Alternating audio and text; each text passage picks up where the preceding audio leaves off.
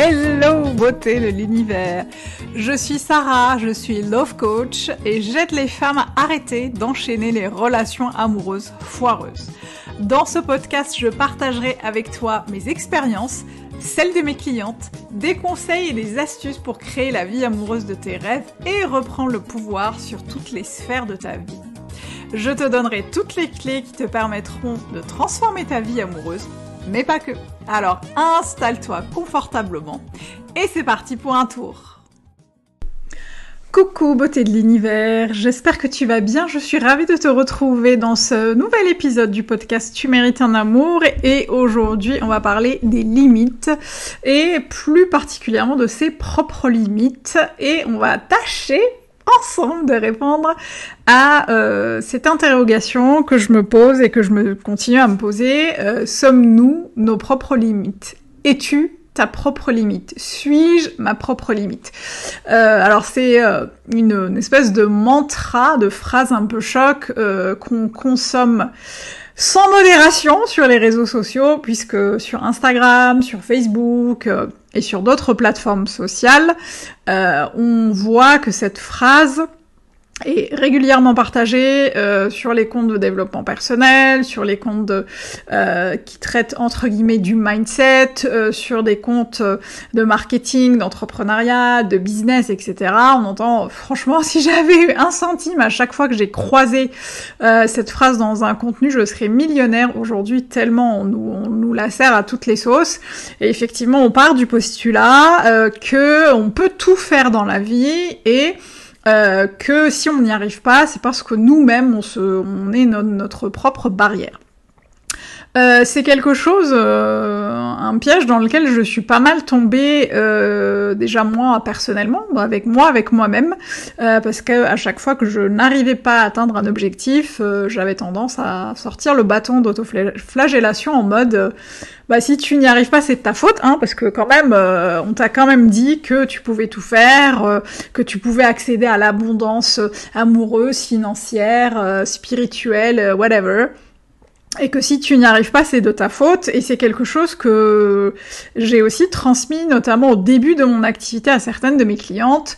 Alors j'ai pas forcément transmis, mais en tout cas j'abondais dans leur sens, et j'étais complètement d'accord avec elles quand elles me disaient « Non mais je sais, quand on veut on peut, je vais y arriver, je vais tout faire, je vais réussir. » Et moi j'étais là « Ouais, y a pas de raison pour que tu n'y arrives pas, t'es une warrior, t'es une badass, machin. » Je suis j'en suis vraiment revenue de ce truc-là pour plusieurs raisons, parce que l'une des erreurs qu'on fait en brandissant cette phrase magique, cette phrase miracle, notamment quand on est coach, c'est qu'on prend à tort l'individu dans sa particularité, dans son unicité, c'est ce qui est très bien, sauf qu'on ne l'intègre pas dans quelque chose de global, dans un système dans lequel il évolue, dans un environnement. On ne le prend pas avec son expérience, son environnement familial, ses traumas, le système dans lequel il vit, son éducation, sa culture, sa religion. On le prend de manière très individuelle, on interagit avec lui de manière très individuelle, on l'accompagne de manière très individuelle, sans prendre en compte le côté collectif de la chose. Et je sais que c'est un piège dans lequel on peut facilement tomber, parce que c'est quelque chose de très eurocentré, je trouve, très empreint de colonialité et de capitalisme, parce que on est dans le vas-y, you go girl, tu vas y arriver, parce que tu vas mettre toutes les chances de ton côté, et puis sinon c'est toi qui t'empêche de réussir. Sauf que ça n'est pas si simple que ça, et donc je disais que l'une des raisons pour lesquelles c'est pas totalement vrai, c'est qu'effectivement on ne vit pas tout seul dans une grotte, parce qu'effectivement si c'était le cas, oui, on serait nos propres barrières, mais on interagit avec des gens, avec des structures, avec un système plus ou moins égalitaire, plus inégalitaire que moi, et du coup, en fonction de là où on se situe, de là où on parle, on va avoir des barrières plus ou moins lourdes en fonction d'autres personnes. Je pense notamment aux personnes racisées, je parle notamment aux femmes, je parle notamment aux homosexuels, aux personnes grosses, aux personnes minorisées ou multiminorisées.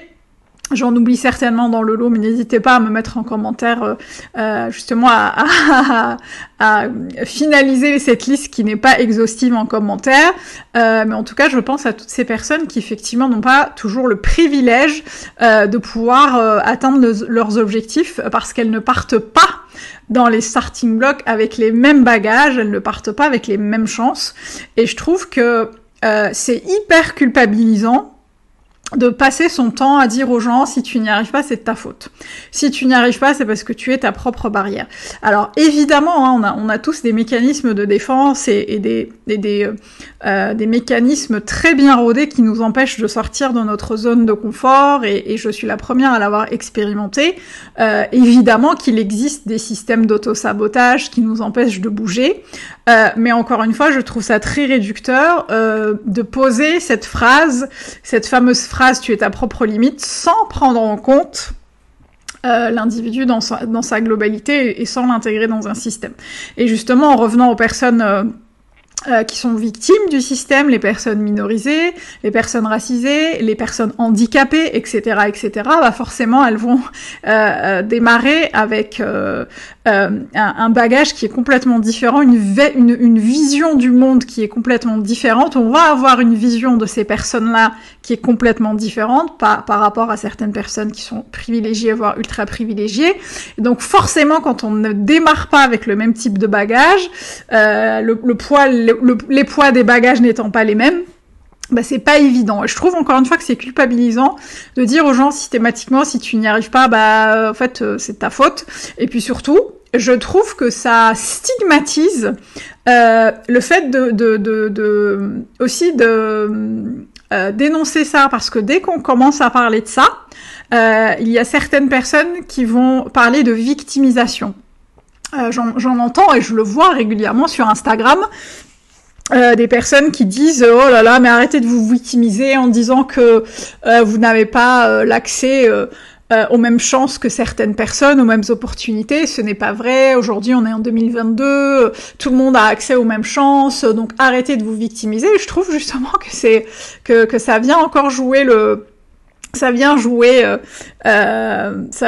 en faveur du système dominant qui veut aussi faire taire en tout cas ces personnes qui pointent du doigt que non, en fait, nous ne sommes pas nos propres barrières. Il y a effectivement des choses dans le système dans lequel nous vivons qui posent des barrières qu'on ne peut pas toujours soulever.